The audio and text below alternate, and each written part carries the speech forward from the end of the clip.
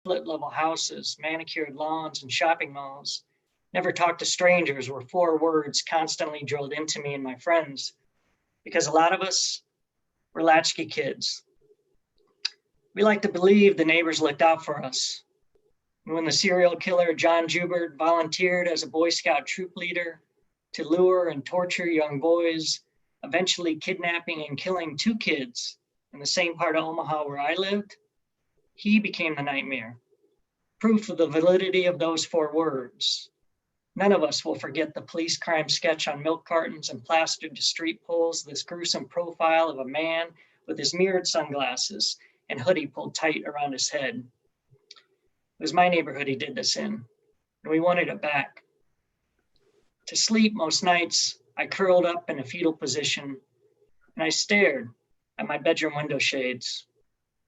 You know, it didn't matter what our parents said to console us. They were full of hate that this could happen in the Midwest, in the heartland. So we all reinvented worry. Never again would talk to strangers because every one of them was him. We looked over our shoulders and learned to run the second an unfamiliar car stopped and someone inside asked for direction. It was the paranoia of the 80s in Omaha. These were the war zones of my home, which made us aware of our surroundings. After peace and love had fallen on the cusp of cocaine, and everyone began living faster and meaner. This was when you, John, were living with your nightmares, perhaps calculating rapes, cuttings, and killings. Ashes, ashes, John. No, no, no. 1990, the murder of Christina O'Day. Christina had been babysitting overnight. Chris Garza and another perpetrator cut the phone lines, broke in a basement window, tied her up, slit her wrists, took turns raping her, and then left her to die.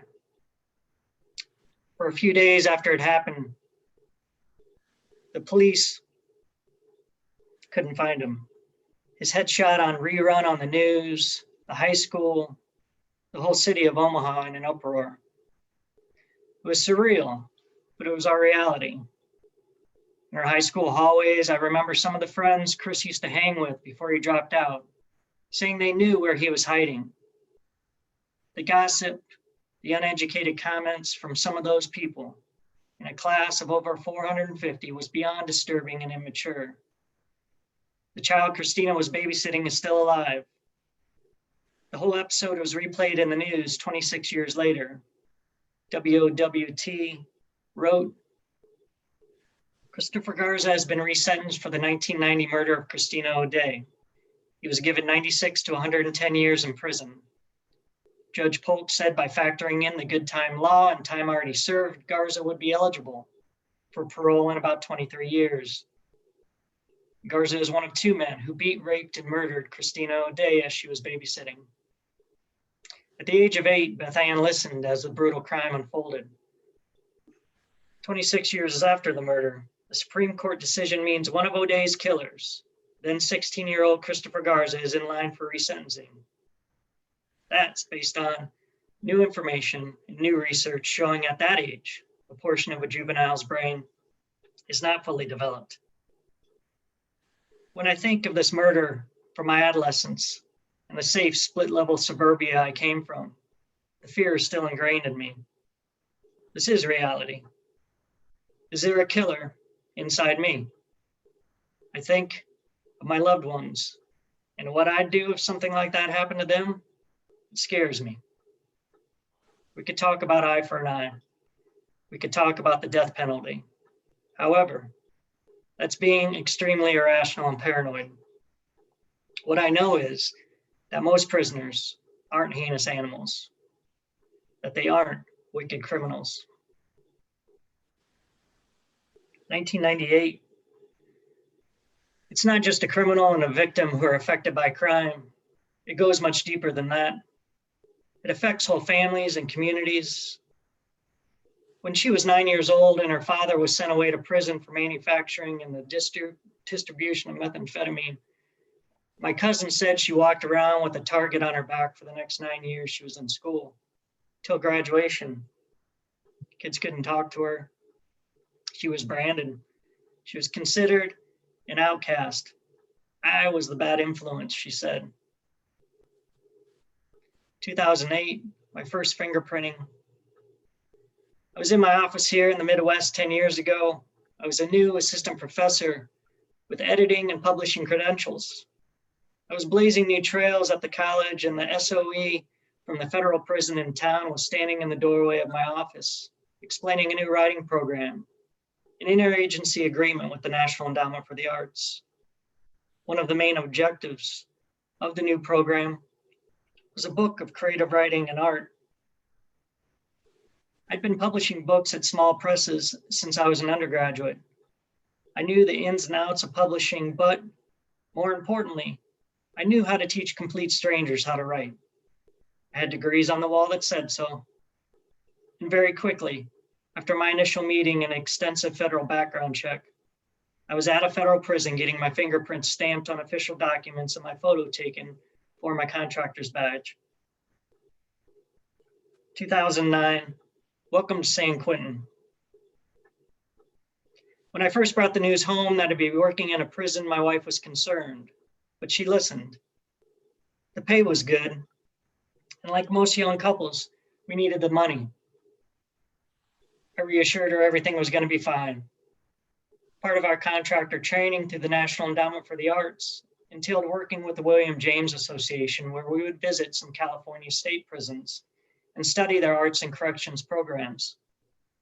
So in my second year, as I filled out waivers about my safety, the CDCR will not negotiate for you in a hostage situation. Concerning my trip to San Quentin, I was scared, but I was already invested. There are lines we cross all the time in our lives, purposely and with good intentions. And there are lines we know never to cross. This was the dilemma. One day in prison, a student in class told me a story about one of his greatest regrets. What I began to discover was that addiction, in all of its gross immaturity, will make people go to extreme measures. The student, an inmate here in his late 20s, was built, as we say here on the plains, like a brick shit house. He and I talked briefly at the back of class. My grandfather had a Farmall 300. You had a need for hoses for your tractor so you could raise the lift cylinder and tilt bucket with the hydraulics. When the hose was missing, I'm sure he was shocked. When he asked me if I'd seen it, I lied. He said, I've had that tractor, I don't know how long. No one's ever taken a hose off it. What he didn't know is I used that hose to cook meth. You know, I can't keep feeling guilty about my past. I'm done paying that bill. But I tell you, I wish I'd never taken that hose. GED test result day. Hey, I passed. I really did it. 2 inmate students high-five each other.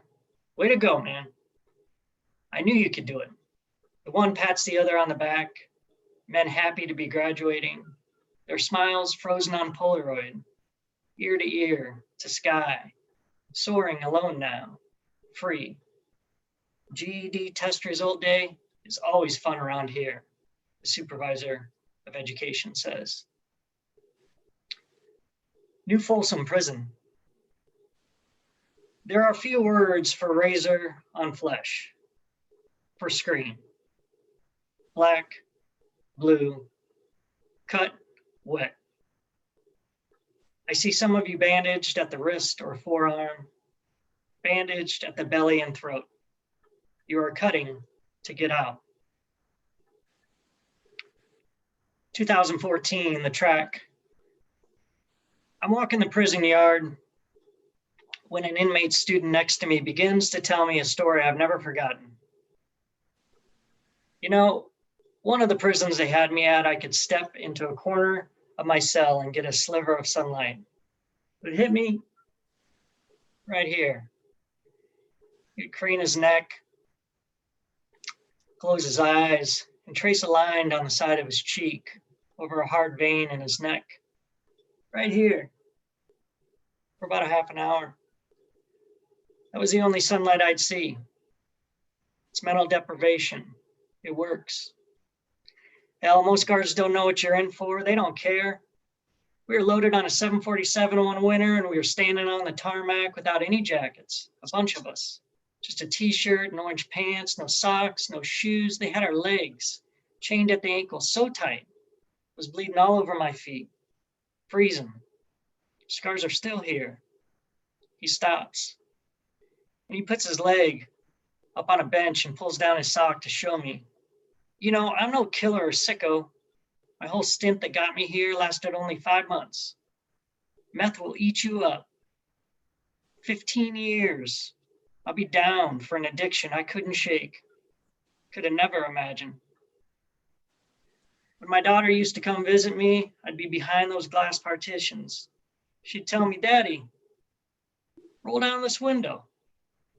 I'd say, I can't, honey.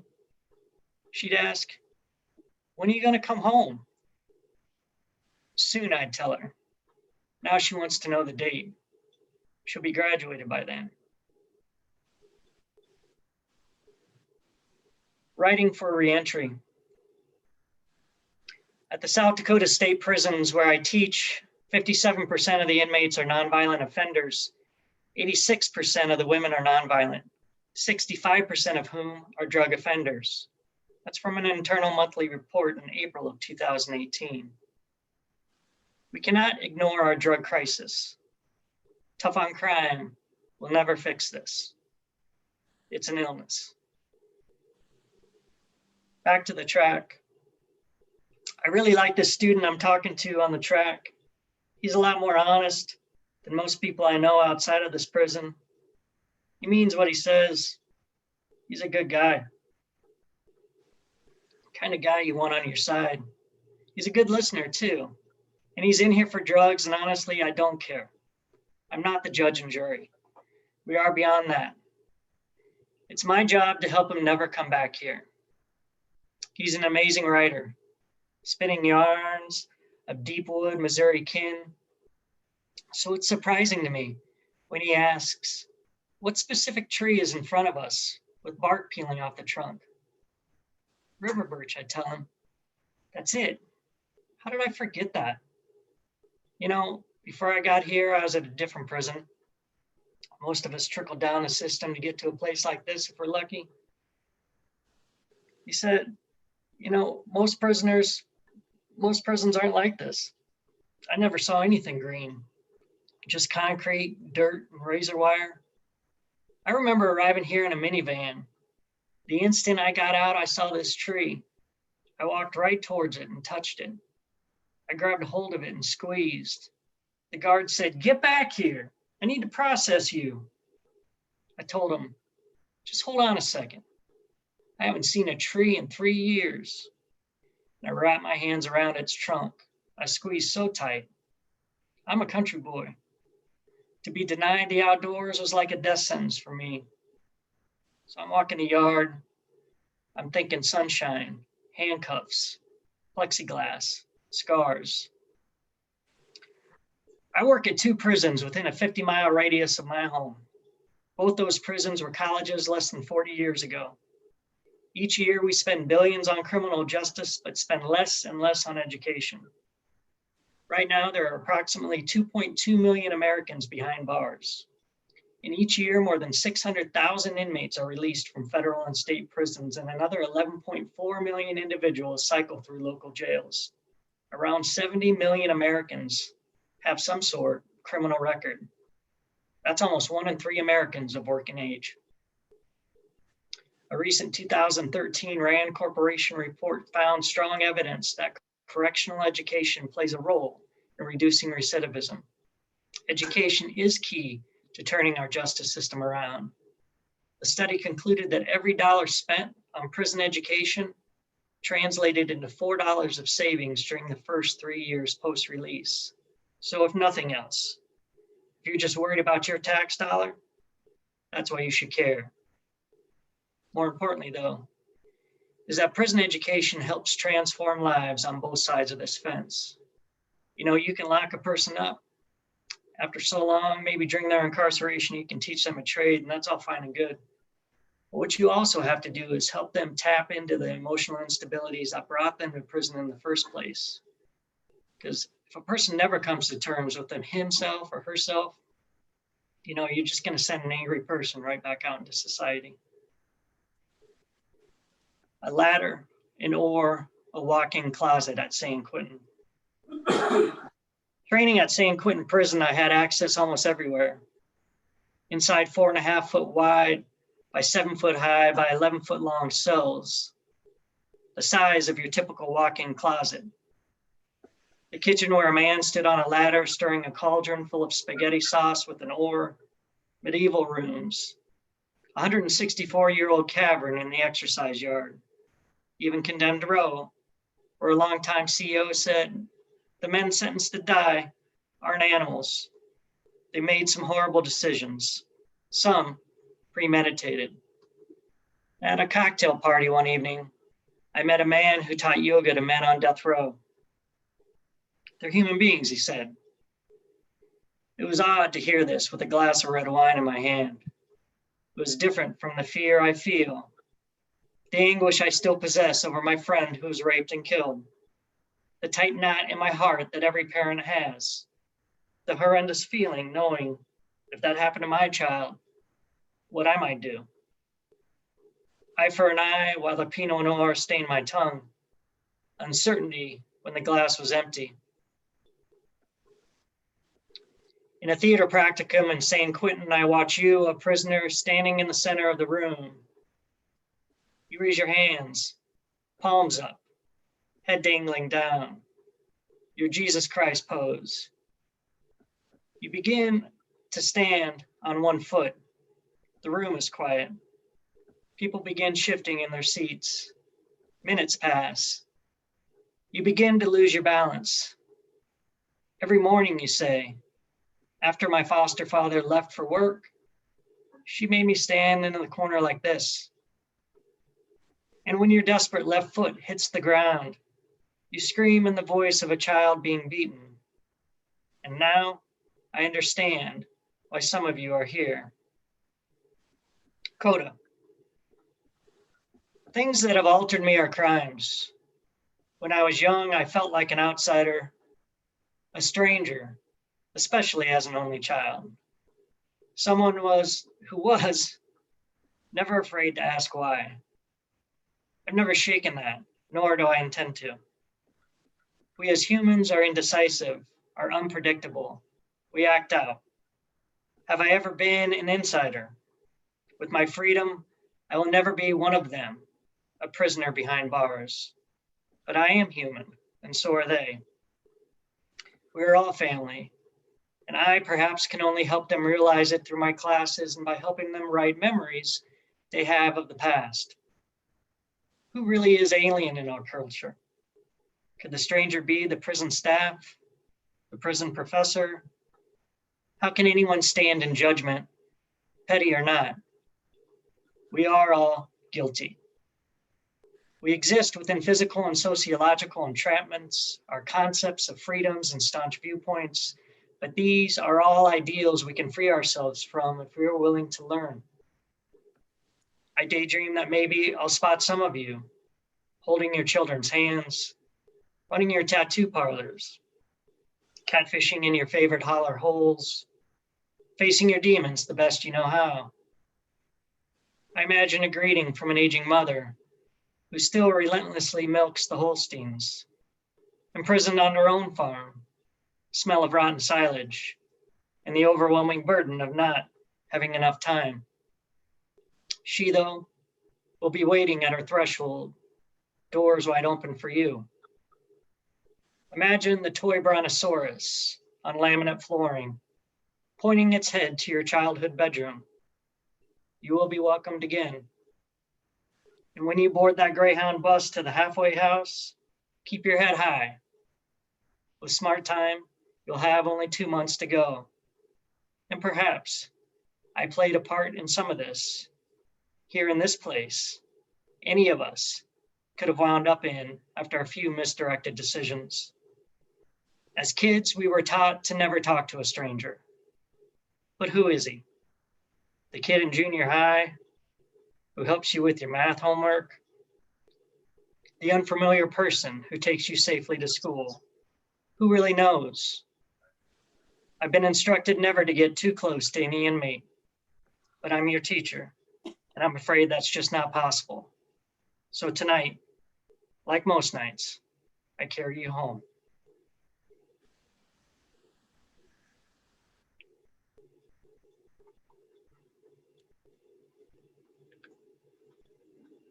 So thanks for listening to that. Yeah, thanks, Jim.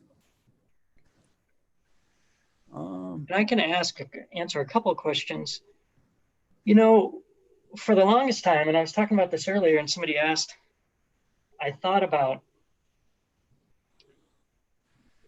can I write about this? Do I have the authority to write about Christine's murder? You know, we were friends. I can tell you the last place we were when we were hanging out. And, you know, I wrestled with that for a long time. And then, you know, I was like, well, why can't I write about it? And she's not here to speak for herself.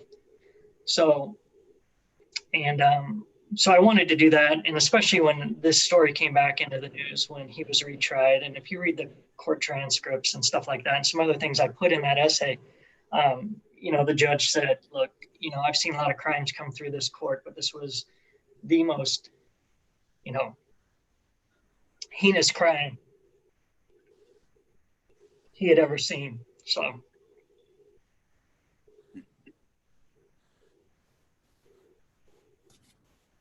That's good.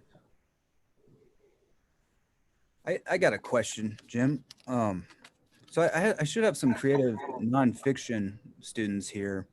And since this was kind of I think your first book of nonfiction, do you have any kind of advice for them, or talk a little bit about putting this book together? This collection? Yeah, you know, it was a lot of fun for me to do this, and I'm glad I finally did. And now it's giving me such a drive to keep doing stuff. I mean, in grad school, you have to pick a genre. So I picked poetry, and I'm looking at the screen now, so I'm seeing all these familiar faces, JB and Greg, and just all kinds of people that were helping me become a writer. So a lot of these essays started as poems. And in grad school, for the PhD program, what was neat about that at the time was Kuzer won the Pulitzer Prize, Ted Kuzer did, and was the United States Poet Laureate, as a few of us were going to school at the time. And what was even more fascinating and neat to see is, as everybody's head exploded, was he kind of put his head down and just went to work. You know, he was on a mission to show America really how poetry could be so accessible, and it didn't have to be a math problem that you had to figure out. And that was really neat to see. And he would still come to your classes even if he was around, and you could find time.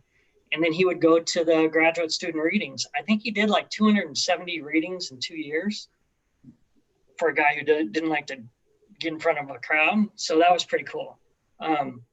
He came up to me after my reading and he said, Jim, that last poem you read is an entire Willa Cather novel. And then he smiled and then he walked away. So I was like, what the hell is that supposed to mean? You know, but I was like, okay. So I thought about it. And then, you know, but in grad school too, you have to get a book, right? You got to get a book contract to get a job. You got to get a job, pay the bills. So I was writing poetry and I like that, but I love people like David Lee and Bill Clefcorn and their storytelling abilities. And I knew what he meant, you know, but also writing a book of nonfiction or fiction is a lot of work, you know? So and you know, life was happening. So, but I just kept working on it and I started writing those essays one at a time. But then now, you know, I really studied, you know, and I had great teachers too, right? So there's Brummels was at Wayne State, I had Neil Harrison, I had Eddie Opers, all these people that were really key in letting me use my voice, which was cool. You know, not telling me what to do, So that really helped. So I would just say, I keep saying this in the last few weeks when people ask certain questions, but don't worry about trying to be the smartest guy in the room. God knows I wasn't. But just really utilizing that voice and being honest with yourself, because that's the key, I think, what I'm finding. And look, just not being, don't be afraid to make fun of yourself, to tell the truth. And that's where you're going to make that connection. I mean, being funny, which actually there's a lot of funny things in this book too. That's the most serious piece, but I wanted to include that in Bone Shock. But a lot of things are funny in the book too, but I wanted to do that. But that humor, you got to carry it with some weight. You got to there's got to be something serious going on. And you have to ask yourself, what's in it for the reader, right? It can't be just slapstick. And here maybe is the answer to your question in a roundabout way. I think it should always be about discovery instead of display. Nice. Thank you. Another quick question for you, Jim, is we have a lot of different students in here. We have poetry students, we have fiction students, and we have creating nonfiction students. And you cross a lot of those genres. Do you find that difficult or fairly easy? I get that from students quite a bit. Do you think I could do this too?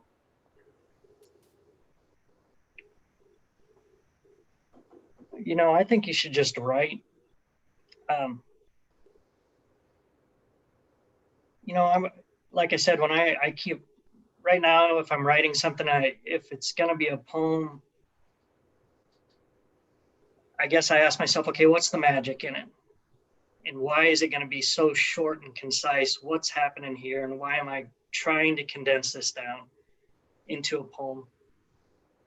And now every time I write something or an idea, because I used to do it the opposite. That's what I was always trying to do. I was trying to take a big thing and crunch it down. But then I was always trying to add voice to it and stuff like that too. So I don't know if I'm the right person to ask about any of this stuff. But I think if it's going to be a poem, there has to be some magic and lift in it, especially towards the end.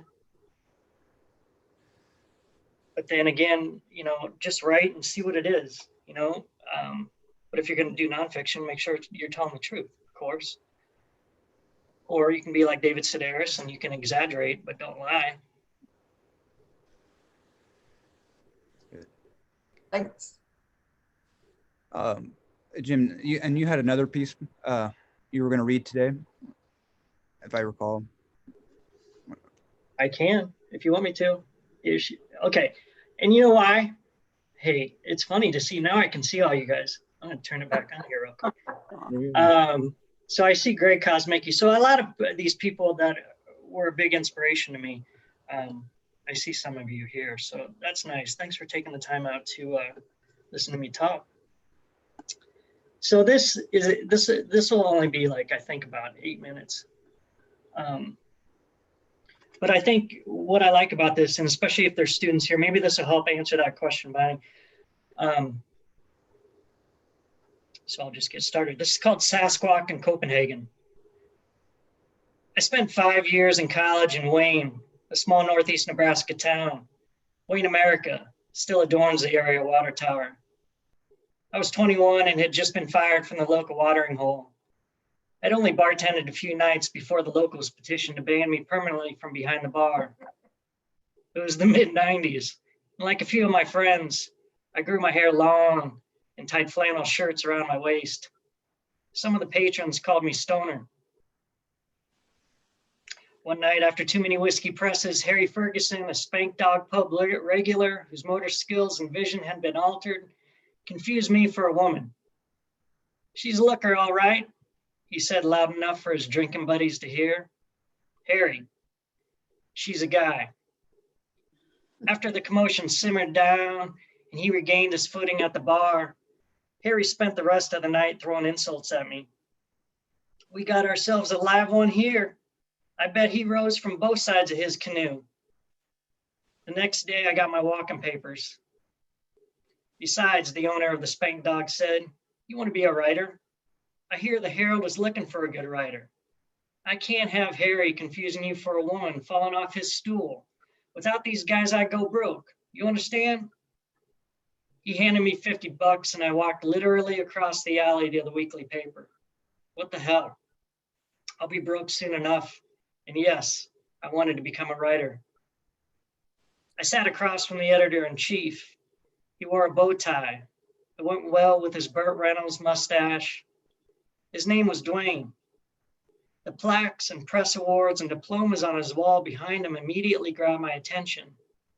He was generous with my first assignment and gave me rain to buck it out. He handed me an address, no phone number, and scribbled a name down on a piece of paper. Edgar. I didn't know what to expect. I didn't have any questions prepared since I didn't know what the assignment was. I didn't think to ask either. I went home and grabbed a pen and pad of paper. My father had given me a leather high-dollar folder with a lock on it that I received free from some actuarial firm that was trying to court him. I grabbed that. It seemed appropriate. There was nothing to it, really. I rang the doorbell, and when the guy answered, I told him I was there to do the story. He sat me down and started talking. I would write my first article about Edgar Smith, a 72-year-old cyclist who had biked across the United States in one summer for the third time in his life. I jotted down important days the guy remembered: windy terrain through the Rocky Mountains, home cooking at area hostels, a flat tire in Indiana, and so forth. I looked at maps and photos for a couple of hours until his wife made me stay for dinner. We had goulash, green beans, homemade bread, and rhubarb pie for dessert. I hadn't eaten that well in months. I chose some Creedence Clearwater Revival lyrics in honor of the man's accomplishments as the headline. Big wheel, keep on turning. I felt good about the article and had a Ziploc bag of photos the guy had given me to show to my boss. I had to return them immediately, unharmed, after the article was finished. Dwayne read the article I'd worked up, shook his head, and kept looking over the tops of his glasses at me. Then he said, "You know, you wrote this entire piece of crap in first person?" "Oh," I said, "you mean you want me to take out the parts about us eating goulash?" "Yes, I want you to take it out. No one cares that you ate goulash with this guy." Like every good editor, he handed me the piece and told me to do it over. The next day, after he approved my revision, he was eager to dole out more assignments. I quickly learned whose voice to capture in the stories. From Isaac Walton fish fries to the annual chicken show's egg drop, I covered the weekly realm of current events in Wayne, America. The city chamber started the Wayne Chicken Show in the early 80s, and according to the brochures scattered around town, chose the theme of chickens because chickens are artful. Most people have knowledge and familiarity with chickens, and chickens can be considered with humor. I knew nothing about chickens, except that my father always overcooked them, and they were usually dry and served smothered with gravy. When Crazy Craig attached a 12-foot fiberglass rooster to the top of his 67 Cadillac Coupe de Ville for the town's yearly parade, I was there to break the story. In a few simple steps, I can tell you how to hypnotize a chicken.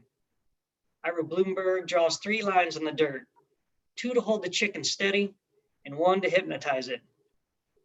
You keep that bird's eyes fixated on all 3 of those lines, after about a minute, it won't move. I can tell you how the town gobbles up mass quantities of the bird and its many varieties. There's fried chicken, chicken fried chicken, chicken on a stick, barbecued chicken, chicken nuggets, and the fallback, Martha Goodbar's half a roasted chicken and some fixings.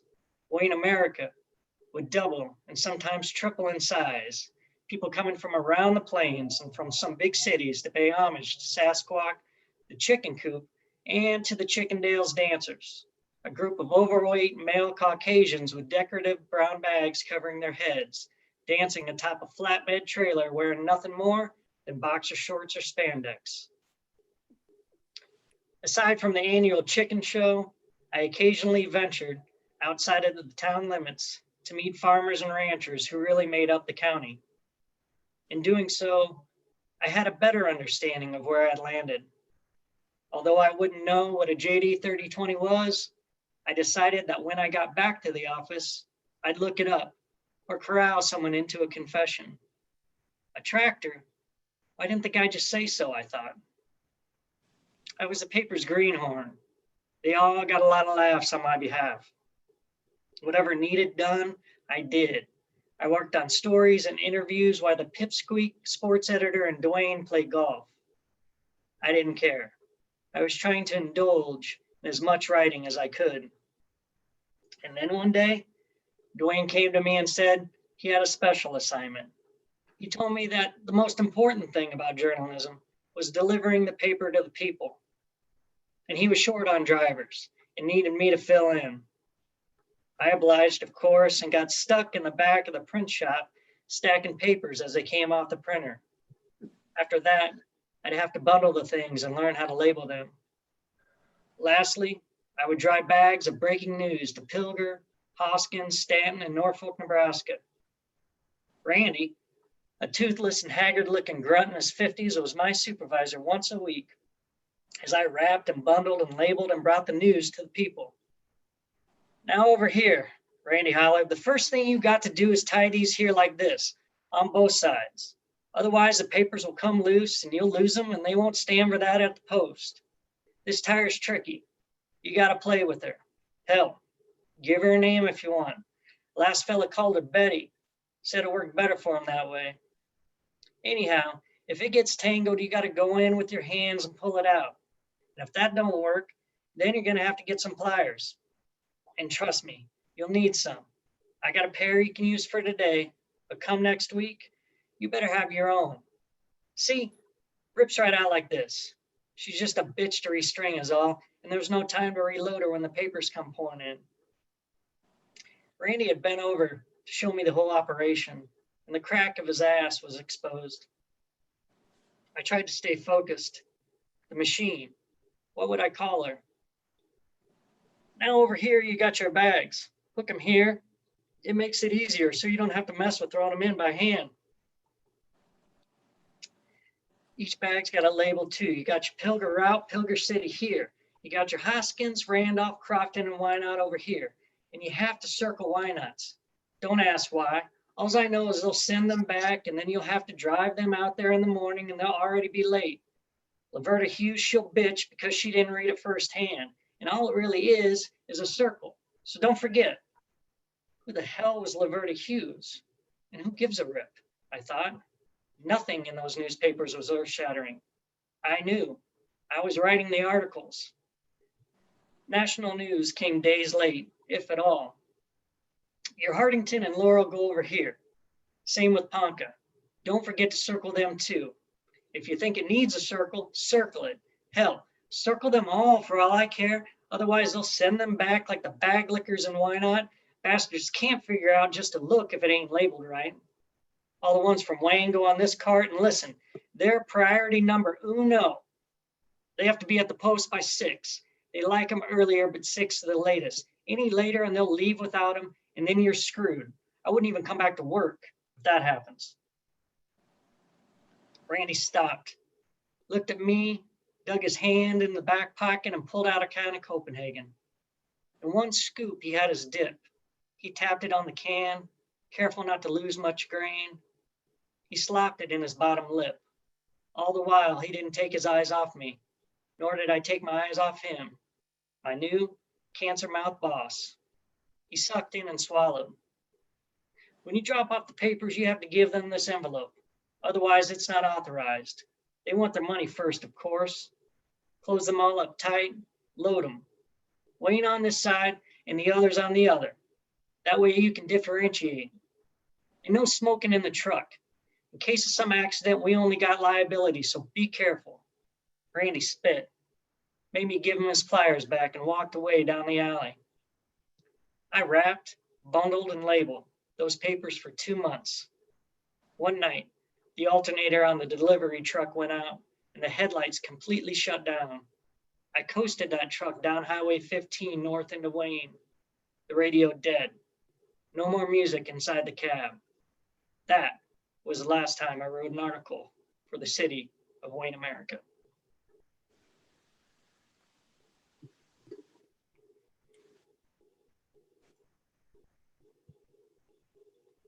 Oh, that was good. Thank you. Great stuff, Jim. But that's, that's the truth. That's how I became a writer, and tagging along with a lot of really good writers and listening to them. So, and there's a lot of cool things happening in that town too. I was hanging out with some, I was in a band with some really talented guys, and we were all eager, we were all hungry to create, and some of us are still that way. So I think that's key, Definitely. Let's see here. Now I can see some of your questions. I'm kind of looking through. If anybody has them, feel free to put them in the chat here, or see. I did kind of just briefly, that first one you read, I didn't know if you want to just kind of talk quickly about, because the Yankton prison program, is that you're still doing that up there? Yeah, this is the 14th year. Mhm. It just started. As far as I know, we're the only program in the nation, and that would be state or prison or state or federal, that's going to now have printed a literary journal 13 consecutive years, even during a pandemic. So, like last year, the last 7 months, I would meet the staff on the street, which is kind of comical if you think about it, because we would be wearing our masks, and I'd just stand there and kind of shuffle papers back and forth, and that's how we did it. A lot of handwritten stuff getting passed back and forth, and then we would type it up over here. And I have some students helping me, and then kind of a team of people really helping me that we've been able to do this. So yeah, I'm excited to see it. It'll come out hopefully in a couple months, and we don't sell it or anything, so we give it away for educational purposes. And I think this year we're making about 400 copies. So if you want a copy or want to find out more about that, you can go to jimreese.org, and you can fill out. There's an entry blank. There's a form you can fill out and win yourself a prize. And you can fill it out, and we'll get you a journal sent. They send them from the prison, so I just forward that on to those guys. But yeah, it's super cool. I mean, once I lost my ego after a couple years working there and stopped worrying about telling people I got to go to San Quentin and all these big prolific prisons, once I really saw what was going on there and how we could really help families, that just kind of changed everything for me. And yeah, it's super cool. I love seeing how writing can make entire families and communities change. So that's been very, very beneficial to see. If you can create a space, and it's not just at the prison, I think it's for any classroom, right? If you can create a space where students feel comfortable telling their story, that's an amazing thing. Wonderful. Yeah, it sounds like you're doing well, making a difference with that. I've always heard about it, so it's nice to hear. Thanks. What else, Quick Bonnie? quick question for you, Jim. So I do know that you were spending quite a bit of evenings with the police force. Yeah. Can you tell me about that a little bit? Yeah, so this next book I'm working on is about crime and punishment, and give me a couple more years. I'm still marketing this bone chalk, and with the help of some friends and doing some stuff, but that's really where that essay came from. The publisher, Stephen F. Austin, and I were talking, and they said, do you have something else to add to this? And I really wanted to talk about the work I was doing in prisons, and so I took this manuscript, another book, and condensed it down to about 35 pages, which is in bone chalk. But the book I'm working on right now is, I wanted to see crime on the front end. So I've spent about, I know it's over 200 hours working with police in my city, specifically with Sergeant Javier Murguia. So I've spent over 2 years riding along with him. So been a first responder, been in a lot of situations I didn't imagine I'd be in. And I came pretty close to becoming a reserve officer. I went to the Citizens Academy, and this opportunity came up. But then, you know, it's something I thought about for about 6 months. And I think my dad said, you know, all right, but don't tell your mom because she'll kill you. And, but then also, you know, I can't really be objective if I become a police officer. And plus, you know, I don't want to be with somebody who pulls out a gun and does something that I don't agree with. And also, I don't think it's a good idea to give me a gun after 100 hours of training. So that's not really something I feel comfortable with. But I do like what I see here. I like the extensive training that these police officers go through. And I think good community policing could solve a lot of problems. So I think it'll be good just stepping back and writing about stuff. And, you know, you got some serious problems. But look, I've spent 2 years with a Hispanic sergeant, and I've seen racism and what happens to him. And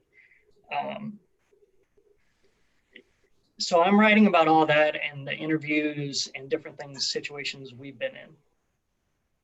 So I want to just combine that the same kind of way I wrote this essay in the book. It'll be that. It'll just be all these different things that I've seen, and the stuff in the state prisons too is a lot different from obviously one of the top 10 cushiest federal prisons in the nation. So it's pretty different each place you go to and all the different things that I'm learning. And that's all and you know, so there's all kinds of different things going on. There's no right answer. And I quit trying to figure out or find the answer. You know, there's no answer. I can just tell you what I know and what I'm seeing.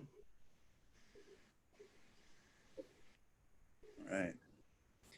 It looks like you got a question. See here. They're asking, let's see, how do you get yourself in a healthy headspace to write the more traumatic walks of life? That issues recently writing about a friend who passed away this summer, for example. I would do 200 push-ups every other day. I'm kind of joking, but I'm kind of not. That's one thing I do. And I would run and just keep, you know, ask yourself why you're doing the stuff you're doing, you know. Look, we all want to leave our mark, you know, we want to be able to use our voices to make a difference. So just keep that in mind. Okay. All right. Well, it is 5 o'clock. I can hear the bells going off here. Yeah. So, no, I don't want to keep you guys and keep talking. I appreciate everybody coming and listening. And again, everybody at Wayne State and Northeast, there's a lot of people that I can see here that have helped me for years. So thanks for being here. Yeah. Thank you for being here, Jim. Yeah. Appreciate you taking the time to do this for us. Yeah, it was wonderful. Thank you so much. Thank you. It's, See ya. See ya. Let's see here. I just had a few things that tell why we have a few people still in the room. I just wanted to thank Bonnie, Northeast Community College, and the Visiting Writers Series for collaboration, and then the Wayne State College School of Arts and Humanities for them helping fund the series as well. And definitely thank you to everyone. This was a great group. There's a lot of wonderful people here. So thank you guys so much for coming, joining the party. And I guess, you got anything else, Bonnie? No, I think you summed it up very well. Just a big round of applause. Thank you everyone for coming. And November 11th, Dave Mullins. Dave Mullins, yep. Yep. I'm And gonna pencil that one in. a few others. If you get a chance, go to WSC Press. We got some books out. Mark Sanders, Gail Marie Pallmeyer, they're in the room here. We got one coming out with Sam Rankin here within a week or two. So if you get a chance, check those books out as well. All right. Thank you, everyone. Be Yep. safe. Yep. Peace. See ya. See ya. See you, Bye. Jim.